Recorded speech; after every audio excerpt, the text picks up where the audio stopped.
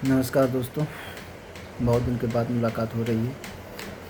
तो अभी रिसेंट के मूवमेंट में आपको पता चला होगा कि एक कॉकरोच जनता पार्टी बनी, उसने मूवमेंट किया और वो अच्छा मूवमेंट था। उस मूवमेंट की वजह से सरकार को बैकफुट पे आना पड़ा और धर्मेंद्र प्रधान जो थे शिक्षा मंत्री भारत देश के, उनको रिज़ाइन करना पड़ा। बहुत सारे नीट के बहुत सारे छात्र ऐसे थे जिन्होंने अपने आप को सुसाइड तक कर लिया। ये नहीं होना चाहिए था और मॉरल ग्राउंड लेते हुए भी पहले भी इस्तीफ़ा दिया जा सकता था। और कम से कम इस्तीफ़ा वाली तो बात अलग है, पहली बात तो नीट का पेपर लीक ही नहीं होना चाहिए था। अब किस तरीके से ये लोग काम कर रहे हैं ये समझ में नहीं आ रहा है। मुझे लग रहा है कि इन लोगों के बच्चों को कोई फ़र्क नहीं पड़ता ना, क्योंकि इनके बच्चे या तो विदेश में पढ़ते हैं या भविष्य के राजनीति में आ जाएंगे और हमारी जनता जो है उनको चुन के ला के बैठा देगी उधर। तो मेरे ख्याल में इसीलिए इनको कोई डर नहीं है।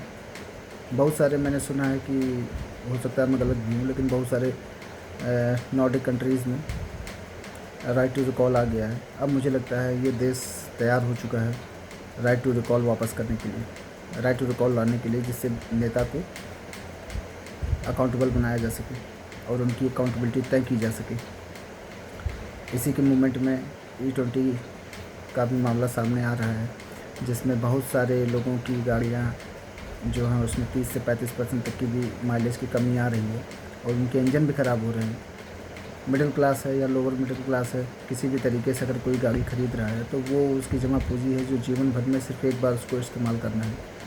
ये जो पूंजीपति हैं, जो ठेकेदार हैं, कुछ लोग हैं जो अपनी मिनिस्ट्री को छोड़कर दूसरे की मिनिस्ट्री में ज़्यादा ध्यान रखते हैं। और अगर सवाल पूछा जाए कि आप तो E20 का गाथा गाते थे पहले, तो वो बोलते हैं कि इसका सवाल आप कंसर्न मिनिस्टर से करो, पेट्रोलियम मिनिस्टर से करो। भारत देश में हमको लगता है कम से कम 80% से ऊपर जनता ऐसी होगी जिसको पता ही नहीं होगा कि पेट्रोलियम मिनिस्टर है कौन। इतना ज़्यादा खुद का प्रचार E20 के नाम से कर दिए हैं कि सबको लगता है कि पेट्रोलियम मिनिस्टर भी यही है। लेकिन अब जब बैकफुट पे आना हुआ तो फिर अभी वो अपने आप को डिफेंसिव मोड में एक्टिवेट कर लिए हैं। अब सबको धमकी देते फिर रहे हैं कि मैं लॉ सूट फाइल कर दूंगा, आपके अगेंस्ट मानहानि का मुकदमा कर दूंगा, सुप्रीम कोर्ट में कर दूंगा, यहाँ कर, मैं कुल मिला के डराने की कोशिश है।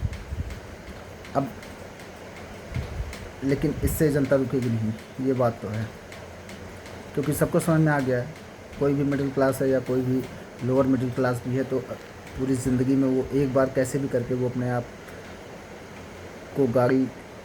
को गाड़ी एक तरीके से गिफ्ट करता है।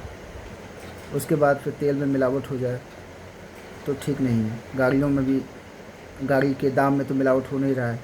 ये टैक्स, रोड टैक्स, तो ये टैक्स दुनिया भर का सेस लगाया जा रहा है गाड़ियों में, ये भी नहीं कि कुछ कम किया जा रहा। बोल रहे थे 15 रुपये लीटर कर देंगे तेल एथेनॉल मिलने से, अभी पूछने पर कहते हैं एथेनॉल ही महंगा हो गया है।